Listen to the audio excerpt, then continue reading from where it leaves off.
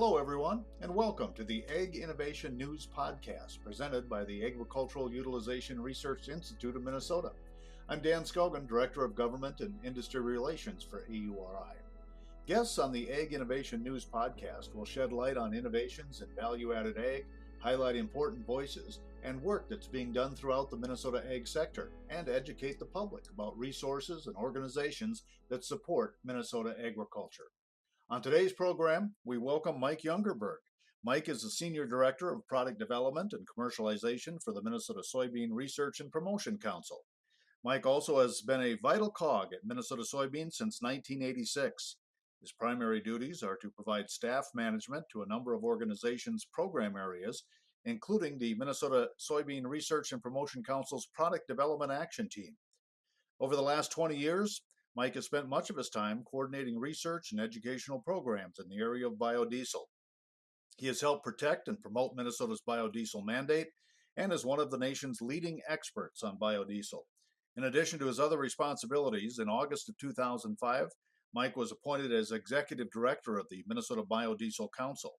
Minnesota Biodiesel Council is a nonprofit organization representing Minnesota's 3 biodiesel production plants as well as the feedstock stakeholders. Mike is a 1972 graduate of South Central College's Automotive Engineering program, and he is also a graduate of the charter class of the Minnesota Ag and Rural Leadership Program. So, Mike Youngerberg, welcome to the Ag Innovation News Podcast. Thank you, Dan. Well, Mike, let's get the $10 million question out of the way. Let's talk about the organization itself. Tell us what the work and purpose is of the Minnesota Soybean Research and Promotion Council. Well, I think, to understand really where the Minnesota Soybean Research and Promotion Council is going, we probably need to go back a bit and understand where the need, for the checkoff program actually started. Back in the 1960s, soybean farmers in the state of Minnesota were really needing to find more funding to go to the University of Minnesota for soybean research. So around the late 1960s, they decided, there wasn't enough public money going in, so they decided that they were actually going to start a small voluntary checkoff to help provide that additional support. And that actually grew then into what became the first actual promotion program initiated in the state of Minnesota through their commodity promotion program. And in 1972, they actually started with a 1-cent checkoff that was really meant for, to, again, drive that funding for soybean research, but also looking at export promotion, some of those soybeans that we were growing that we didn't need for domestic uses. So along that same line, other states, were finding themselves in similar positions where reduced, funding from state and federal was happening. So farmers got together across the U.S. and in the 1980s started to work on a way to fund that market development going forward for the long term. Research and product development, as you well know, takes a long time, and commitments for funding need to be along with it. So actually, in 1991, through petitions to U.S. Congress, the federal checkoff was implemented in 1991. So the soybean checkoff now has the funding needed to be able to continue to drive those research and development and profitability things for the U.S. soybean farmer. So that kind of brings us to today, where we're looking at what the Minnesota Soybean Research and Promotion Council is really after, as they look at their strategic planning going forward. They really determined that their mission was to increase the productivity and profitability of the Minnesota soybean producer, as well as their purpose to be the premier resource for soybean information that leads to future gains in the Minnesota soybean value chain. Everybody participates somehow in the value chain, and they want to be the lead in that area. And their strategy is to maximize the soybean checkoff efforts through innovative programs, knowledgeable leadership, and professional management and partnerships. Well, Mike, as you lay that chronological order out for us, it becomes clear to me that had not the producers stepped in and said we need to invest in ourselves, a lot of the work that's been done over the last 30 or 40 years wouldn't have happened. Absolutely. I mean, that's been a challenge all along. Is that continued investment at levels to get the job done. So the priorities that the checkoff board has set forward as they look at what we're up to today, is to continue to invest those dollars to improve production for the farmer, and as well as the environment, developing and commercializing and promoting soy-based products, market development, whether that be through domestic or international markets for soybean products, or through the value-added chain of meat and poultry exports.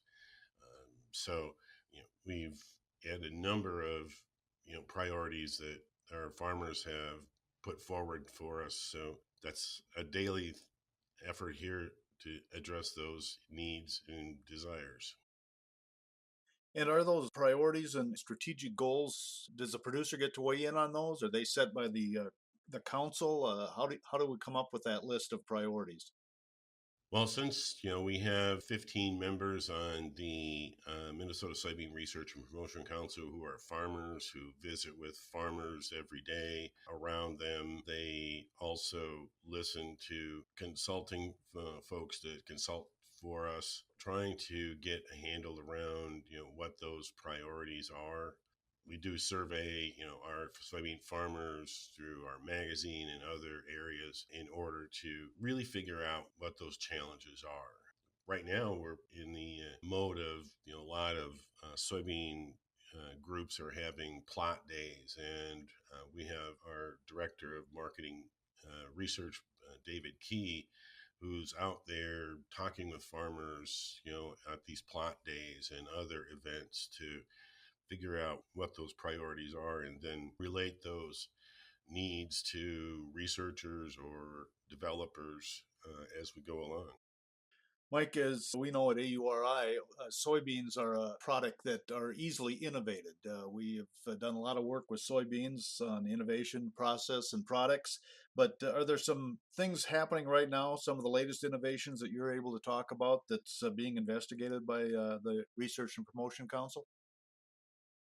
Definitely. There's a number of exciting things that are going on everywhere from the farmer to the consumer that I think people would be interested to know about. The one that we're probably most excited about right now is the continued development and commercialization of a new high oleic soybean that we've named True Soya.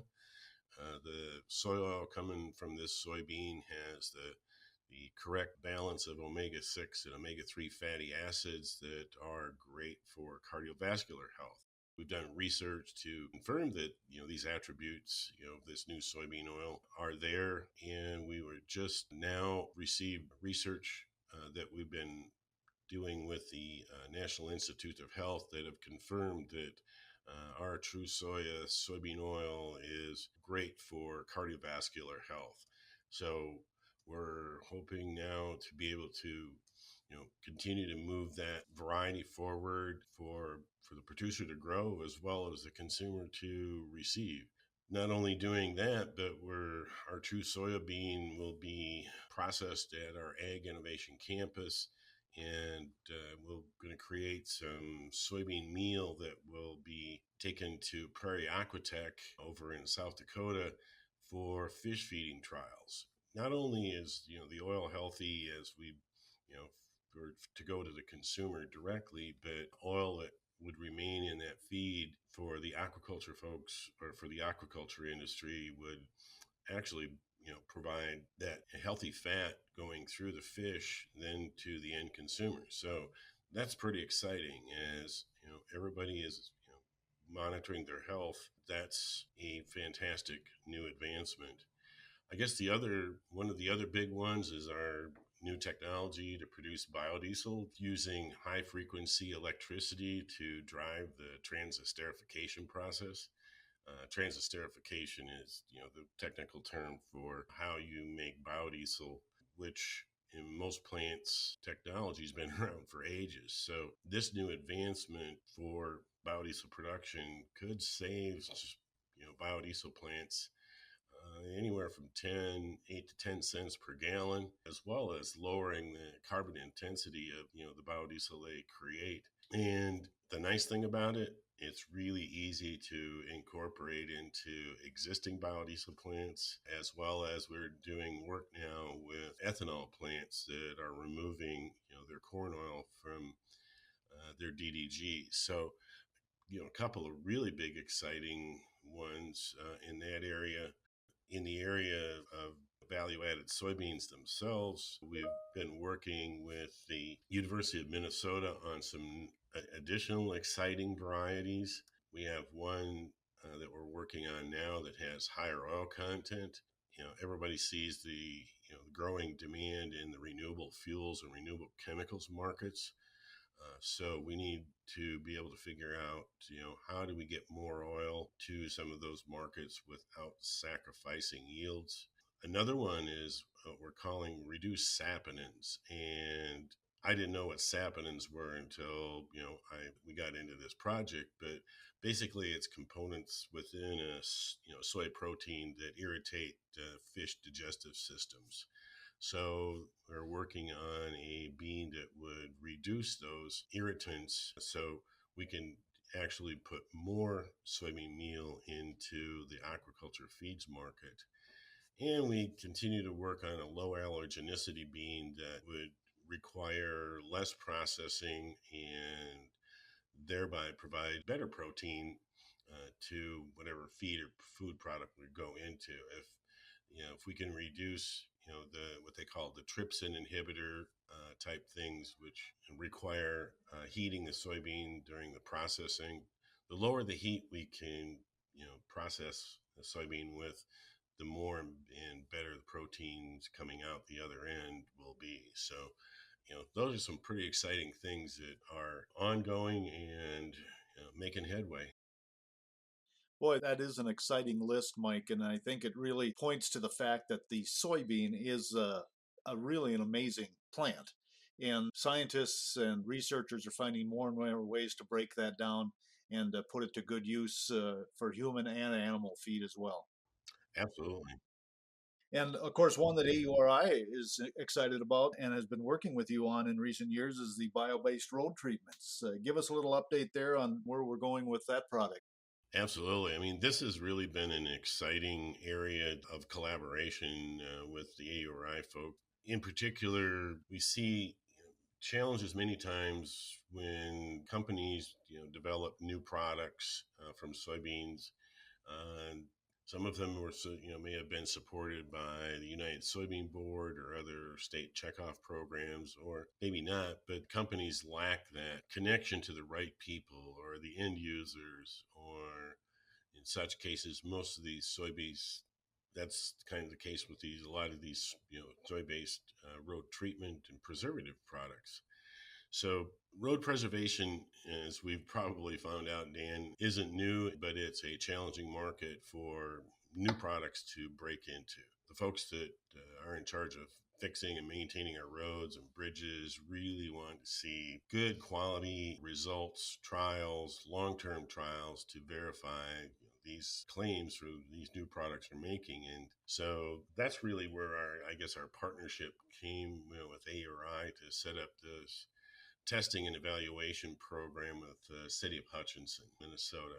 Now, we know that the city of Hutchinson had already been experimenting with some soy-based products, and in this case, the product was Replay, the asphalt preservative. So we were eager to participate in the qualified evaluation of these products.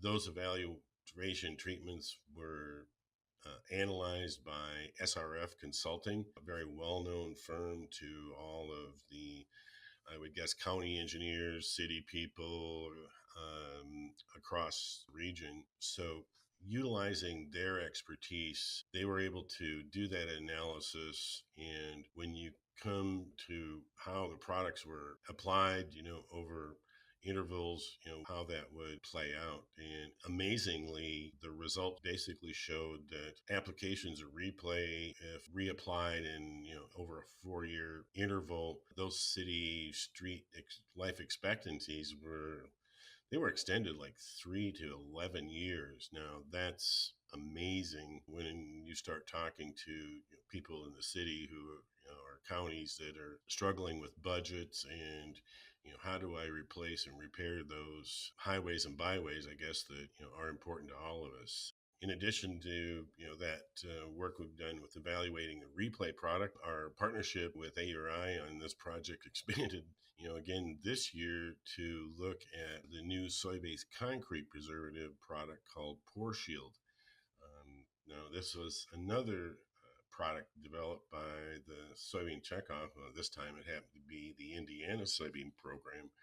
And again, it's important to have good data and information available for city, county, road engineers, so they can make smart choices on how to preserve our roads and bridges that we all depend on. So we're excited to see how that new product comes to market.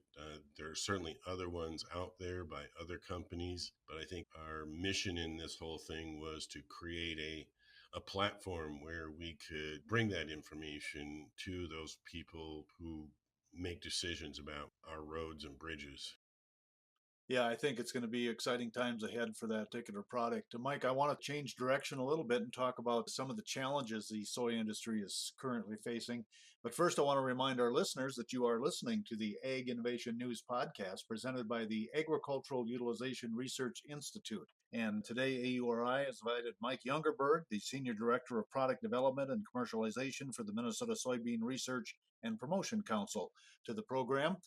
And Mike, let's talk about challenges. You look down, you read the paper, you listen to newscasts. What are some of the current and future challenges that are facing the soy industry that you're working on? Well, I think one of the biggest challenges that we see coming, certainly as we talk about the enthusiasm around renewable fuels and renewable chemicals on the soybean oil side, which is great to see. When we started our biodiesel effort here in Minnesota back in the late 90s, soybean oil was trading at maybe 10 cents a pound.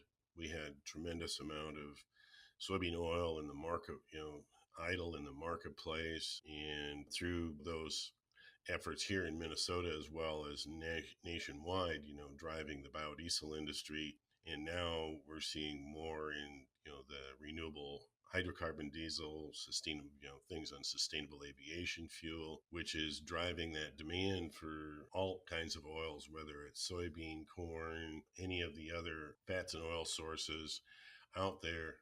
So we're now seeing, more announcements coming, new crushing plants going to be built in the U.S. and others are on the slate to be coming after that. So the challenge being again that we have oil demand taking up, that soybean oil side. We've got a lot of soybean protein that's going to be available in the marketplace. How do we move that into markets that are profitable for everybody? I think the other challenge we see is certainly on the growing side of soybean, environmental challenges brought on by climate change, new pests, new diseases. It seems like every time our research director turns around where there's the next weed or the next bug or the next some sort of disease presenting itself. We have to adapt to that, and I think that's where our investments in research at places like the University of Minnesota and others to really address those couple of big challenges. Mike, for the producers, the guys and gals that are growing the soybeans across the upper Midwest, what can you offer them as far as opportunities for the future? Well, I think the opportunities for the future are very, very bright. We see more opportunities for farmers to grow higher value beans. We do have a segment of the producers out there who already may grow, specialty beans for food quality type of stuff, or specialty beans that are conventional beans and non-GMO. That I believe is going to continue to grow because the market opportunities, like the true soya, to get into markets that are higher value, certainly meet the test of what the farmers want from their checkoff program. And world demand for protein is going to continue to grow as world population grows. We're going to continue to grow protein demand. Challenges is getting it to those places where it is in the long term. When you look at soybean production worldwide and soybean consumption, they almost run hand in hand. So what it's saying is demand for protein is going to be there for the long term. And of course, what AURI likes about all of that is the value add piece. And I really hear the story that the MSRPC is interested in value add too. It's not just about producers raising soybeans for market, it's about finding added value to that product and process. Absolutely. The checkoff program, not only Minnesota, but across the board has been a long time investor in added value for the soybean products, which is evident by, as we talked about, a bunch of these new products that have come to the marketplace: biodiesel, soy-based tires, road preservatives, soy protein-based wood adhesives. I think if people want to see a myriad of, a world full of soy-based products, they can jump on the web and go to www.soybased.org. If you're looking for consumer products, whether it's AstroTurf or wood cabinets or paints or you name it, all those kinds of things are listed there, and it's just an astounding number of products, and new ones are being added every day. I think here in Minnesota, our value added development partner has been AURI.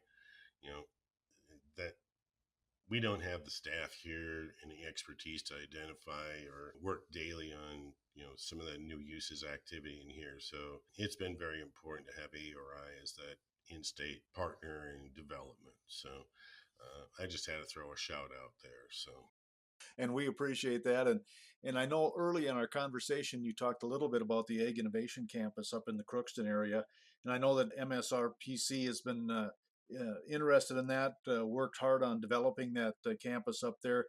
But maybe for our listeners who aren't as informed, tell them what that campus is all about and what kind of an impact potential is there for the ag industry in northwestern Minnesota. absolutely, yes. Our concept of this Ag Innovation Campus grew out of, a number of challenges. As I talked about, our true soya bean or our low allergenicity bean, and the places to do value added or create value added products has normally been done at, private industries or universities. But our effort here is and with the Ag Innovation Campus is really to create a one of a kind facility that we can have open to new researchers and new products that can come to the Ag Innovation Campus and test out those new products or new processes. Really, the Ag Innovation Campus is anchored by a 240 ton a day mechanical crushing facility.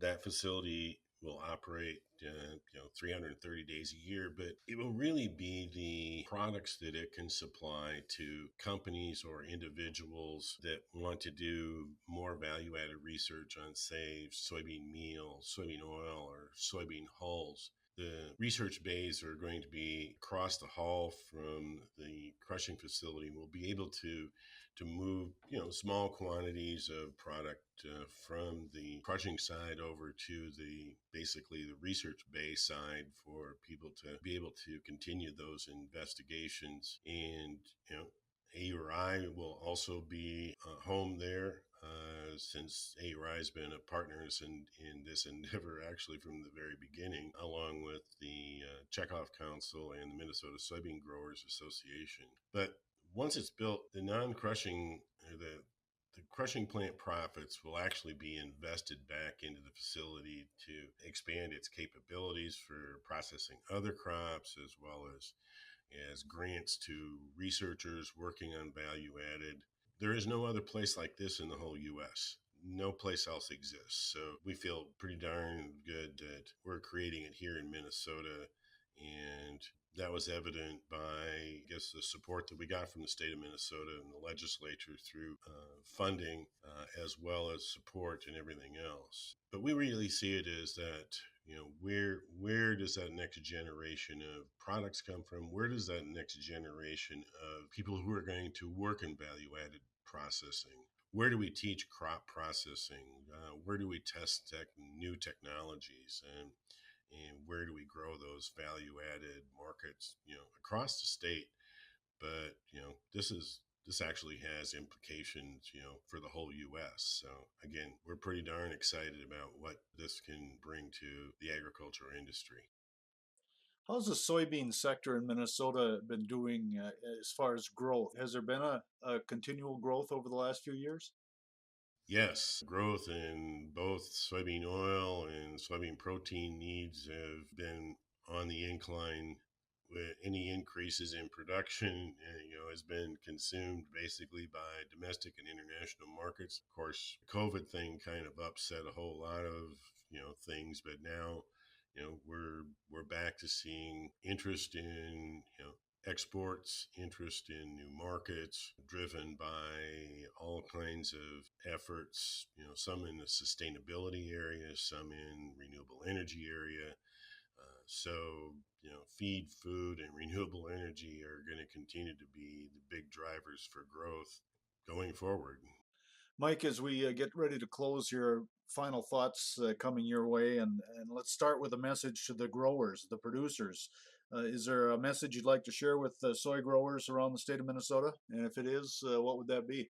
Absolutely. And I think the message I would like to share, with our soybean growers is we believe that the future is really bright given what we're seeing today, whether it be from the renewable energy side, renewable chemical side, protein demand in all forms, food, feed, industrial, it doesn't appear that any of this is backing off. And I think that's what our farmers want to see is, that continued investment in development, and that continued investment in their farm opportunities through their profitability. And a chance to promote any upcoming events, initiatives, programs, anything else that you'd like the public to know about that you might be involved with?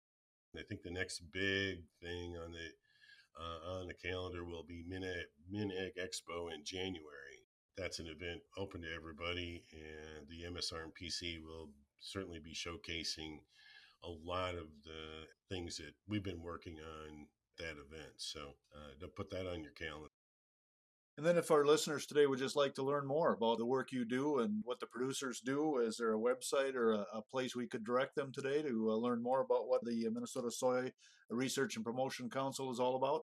Absolutely. If you just go to the web, it's www.mnsoybean/MSRPC, and will take you directly to the Minnesota Soybean Research and Promotion Council site, where you can find all kinds of information about the initiatives and things that are happening with the organization. Outstanding, Mike. Thanks for your time today. Thank you.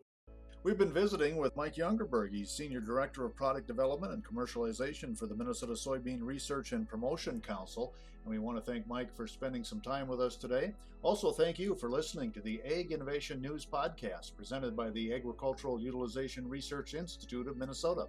Thanks to our podcast crew as well, Eric Evans, the AURI Director of Communications, and Lisa Martinez, AURI Communications Coordinator and Editor of this production. To learn more about AURI, go to auri.org.